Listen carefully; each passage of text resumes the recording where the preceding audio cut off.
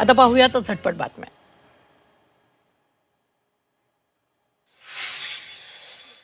आषाढी एकादशीच्या निमित्तानं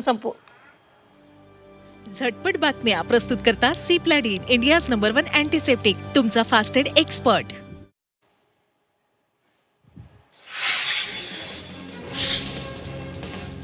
आषाढी एकादशीच्या निमित्तानं संपूर्ण महाराष्ट्र विठ्ठलमय झालेला आहे। याच पार्श्वभूमीवर शिरूर तालुक्यातील जांबूत येथील जय मल्हार हायस्कूलच्या विद्यार्थ्यांनी एका भव्य दिंडी सोहळ्याचं आयोजन केलं। आषाढी वारीसाठी वारकरी पंढरपूरमध्ये दाखल होऊ लागलेत। पंढरपूरमध्ये आलेल्या वारकऱ्यांना स्वच्छ सुंदर वातावरण अनुभवता यावं यासाठी स्वेरी महाविद्यालयाच्या 2000 विद्यार्थ्यांनी परिसर स्वच्छ केला। महाविद्यालयातील विद्यार्थ्यांनी जवळपास 2 टन कचरा गोळा केला। आषाढी एकादशीनिमित्त श्री क्षेत्र पंढरपूरमध्ये निघालेल्या वारकऱ्यांसाठी एसटी महामंडळानं विशेष वाहतूक व्यवस्था केली आहे। वाशिम जिल्ह्यातील वारकऱ्यांच्या सोयीसाठी तब्बल 116 विशेष बसचं नियोजन करण्यात आलं।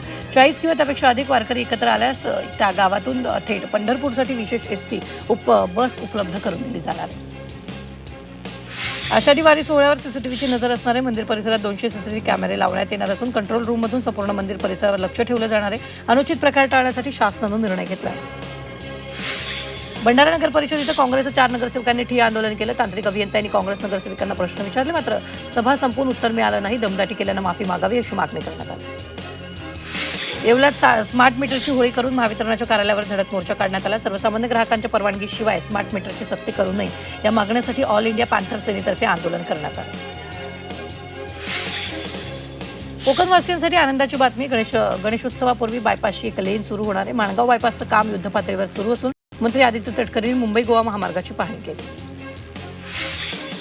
गणेश मूर्तिकारांना मोफत शाडू मातीचं वाटप सुरू करण्यात आले। मुंबईतील गणेशोत्सव पर्यावरणपूरक व्हावा या उद्देशानं पालिका प्रयत्न करते। यंदा शाडू मातीचं वाटप 1000 टनाहून वाढण्याची अपेक्षा आहे। माहूर येथील रेणुकामाता मंदिरातील पारंपरिक रेणुकामाता तांबूल या प्रसादाला टॅग प्राप्त झाले। केंद्र सरकारच्या भौगोलिक मानांकन नोंदणीकडून प्रसादाला प्रतिष्ठेची GI टॅग प्राप्त झालेला आहे। भायखळ्यातील राणीच्या बागेतील सिंहाची जोडी देण्याची मागणी मान्य करताना गुजरातच्या सक्करबाग प्राणी संग्रहालयानं ठेवलेल्या प्राण्याच्या अदलाबदलीचा प्रस्ताव महापालिका प्रशासनानं मान्य केला। त्यानुसार कॅपिच्युइन माकडाच्या 3 जोड्या देणार असल्यानं पालिकेनं स्पष्ट केलं। चिमुरडीला उपचार नाकारणाऱ्या डॉक्टरांना न्यायालयानं फटकारले। कर्तव्य बजावू शकत नसाल तर नावासमोर डॉक्टर लावू नका असं म्हणत न्यायालयानं डॉक्टरांना फटकारलेलं आहे। मुंबई मेट्रो रेल कॉर्पोरेशन लिमिटेडच्या नावे पदभरतीच्या फसव्या जाहिराती प्रसारित करण्यात येत असल्याची गंभीर बाब निदर्शनास आली आहे। नोकरीचा आमिष दाखवून नागरिकांची फसवणूक केली जाते। या फसव्या जाहिरातींना भुलू नये असं आवाहन नागरिकांना करण्यात आलं। पंतप्रधान नरेंद्र मोदी यांनी हरियाणातील जिंद सोनीपत मार्गावर भारतातील पहिला हायड्रोजन रेल्वेला हिरवा झेंडा दाखवला। ही रेल्वे मेक इन इंडिया मोहिमेची यशस्वी उदाहरण आहे आणि या उपक्रमामुळे हायड्रोजनवर चालणारी रेल्वे सेवा सुरू करणाऱ्या देशाच्या यादीत भारत 5वा देश ठरला आहे।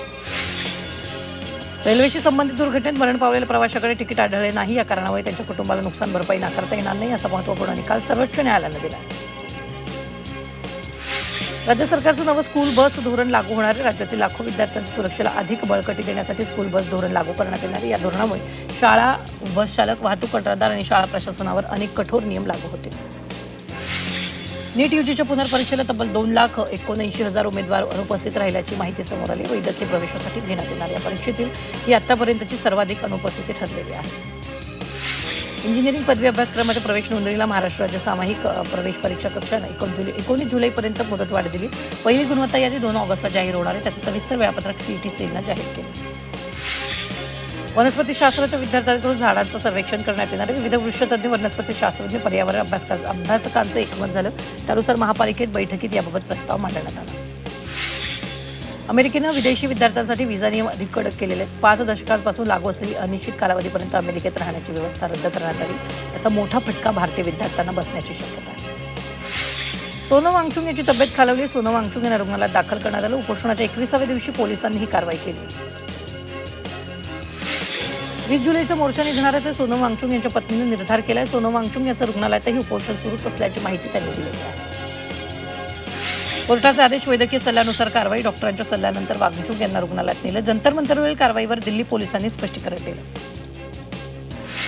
सरकार आंदोलन नीट हाताळू शकलं नाही, प्रकृतीची काळजी होती, मग आधीच चर्चा का नाही असा सवाल उद्धव ठाकरेंनी उपस्थित केला। सोनम वांगचुक यांना अटक झाली तरी आंदोलन सुरूच राहील अशी प्रतिक्रिया शरद पवारांनी दिली. वांगचुक यांना अनेक राजकीय पक्षांनी पाठिंबा दिल्याची माहिती त्यांनी दिली. नीट पेपर फुटीमुळे धर्मेंद्र प्रधान यांच्या राजीनाम्याची मागणी होत असताना सरकार मात्र बघ्याची भूमिका घेत असल्याचा आरोप पवारांनी केला.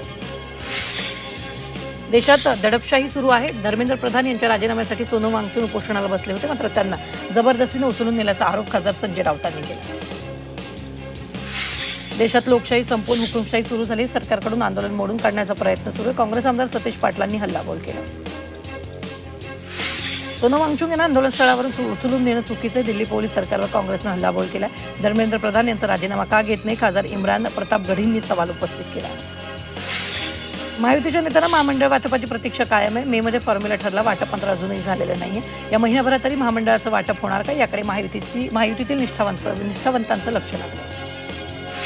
उपमुख्यमंत्री एकनाथ शिंदे केंद्रामध्ये 3 मंत्रिपदासाठी आग्रही असल्याची माहिती सूत्रांनी दिली. केंद्रातील मंत्रिमंडळ विस्तारात शिंदेंना 3 मंत्रिपद हवी असून एक कॅबिनेट आणि 2 केंद्रीय राज्यमंत्रीपद शिवसेनेला मिळणार असल्याची माहिती सूत्रांनी दिली.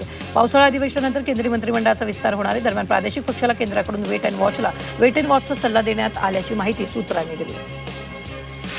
रवींद्र धंगेकर आणि त्यांच्या पत्नीनं कोर्टात धाव घेतली. अटकपूर्व जामिनासाठी अर्ज दाखल करण्यात आला. सोमवारी अटकपूर्व जामिनावर सुनावणी होणार आहे. स्वारगेट पोलीस जामीन अर्जावर म्हणणं मांडणार आहे. मागील अनेक दिवसांपासून पवारांची राष्ट्रवादी एनडीएला पाठिंबा देणार अशी चर्चा आहे. तसंच एनडीए समावेशाच्या चर्चांना देखील उधाण आले. मात्र भाजप श्रेष्ठींनी दोन्ही राष्ट्रवादीसमोर एक अट ठेवल्याची माहिती सूत्रांनी दिली. तर दोन्ही राष्ट्रवादीच्या विलिनीकरणानंतरच पवारांच्या राष्ट्रवादीचा एनडीएमध्ये समावेश होणार असल्याची माहिती सूत्रांकडून मिळते. त्यामुळे एनडीए समावेशासाठी शरद पवारांसमोर विलिनीकरणाची अट ठेवण्यात आल्याचं कळतं आहे. भाजपचे कोणते नेते राष्ट्रवादी शरदचंद्र पवार पक्षाच्या नेत्यांशी बोलले असा प्रश्न विचारत कुणीही आम्हाला भेटलेलं नाही असं खासदार सुप्रिया सुळे म्हणते. एनडीएमध्ये सहभागाविषयी विलिनीकरणाच्या सुळे यांनी हे वक्तव्य केलं. मुंबईच्या मालाड पूर्व परिसरात रस्त्यावर काढण्यात आलेल्या पांढऱ्या पट्टीवर पुन्हा वाद निर्माण झाला आहे. नवजीवन शाळेजवळील दाफ्तारी रोड परिसरात जैन साधूंच्या ब्रह्मंतीनिमित्त एका सोसायटीलगतच्या रस्त्यावर पांढरी पट्टी काढण्यात आली होती. या प्रकाराला मनसेनं तीव्र विरोध दर्शवलेला आहे. कल्याण डोंबिवलीतील डॉक्टरांवरील हल्ल्याच्या निषेधार्थ इंडियन मेडिकल असोसिएशननं सोमवारी राज्यभरातील आरोग्यसेवा बंद ठेवण्याचा निर्णय घेतला. सोमवारी सकाळी 6 वाजल्यापासून मंगळवारी सकाळी 6 वाजेपर्यंत 24 तास हा राज्यव्यापी बंद असेल. आंदोलनादरम्यान आपत्कालीन सेवा, अतिदक्षता विभाग, प्रसूती सेवा आणि जीवनावश्यक उपचार सुरू राहतील असं आयएमएनं प्रसिद्धी पत्रकात म्हटलेलं आहे. मुंबईतील अंधेरी परिसरात एका टेम्पोमुळे मोठी वाहतूक कोंडी निर्माण झाली. अरुंद रस्त्यावरून जात असताना टेम्पो अडकल्यानं दोन्ही बाजूंनी वाहनांच्या लांब रांगा लागल्या. या घटनेमुळे नागरिकांना मोठा मनस्ताप सहन करावा लागला. भंडारा जिल्ह्यात 10 दिवसाच्या विश्रांतीनंतर रिमझिम पावसाला सुरुवात झाली. पावसामुळे शेतकऱ्यांना मोठा दिलासा मिळाला आहे. मात्र आणखी दमदार पावसाची प्रतीक्षा शेतकऱ्यांना आहे. नाशिक जिल्ह्यात मुसळधार पावसानंतर टँकरची संख्या 48नं घटली, तरी 2.25 लाख नागरिक अद्याप टंचाईग्रस्त आहेत. जिल्ह्यातील 6 जुलैपर्यंत सुरू असलेल्या 197 टँकरचा आकडा पश्चिम भागातील पावसानंतर आता 129 पर्यंत घसरलेला आहे. पुण्यातील कोंढव्यात इमारतीतील पेंटिंगच्या साहित्याला आग लागली. या आगीत होरपळलेल्या एकाचा मृत्यू झाला. या व्यक्तीचा रुग्णालयात उपचारादरम्यान मृत्यू झाला.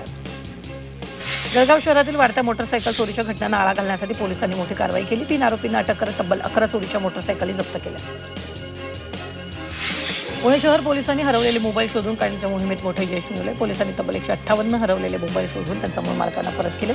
या मोबाईलची एकूण किंमत सुमारे 29,39,000 रुपये इतकी आहे.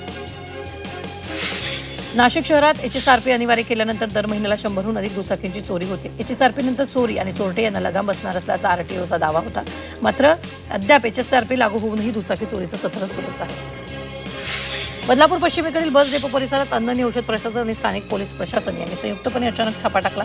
डेपो परिसरातील 2 टपऱ्यांवर मोठ्या प्रमाणात प्रतिबंधित तंबाखूजन्य पदार्थ आणि गुटखा विक्रीसाठी ठेवल्याचं आढळून आलं. त्यानंतर प्रशासनानं तात्काळ कारवाई करत या दोन्ही टपऱ्या सील केल्या. एसटी महामंडळाच्या नाशिक प्रादेशिक कार्यालयाअंतर्गत विविध आगारांमधील 29 आगार व्यवस्थापकांच्या बदल्यांचे आदेश जारी करण्यात आले. काही दिवसांपूर्वीच 12 अधिकाऱ्यांवर निलंबनाची कारवाई झालेली असताना आता झालेल्या या मोठ्या प्रशासकीय फेरबदलानं खळबळ उडाली.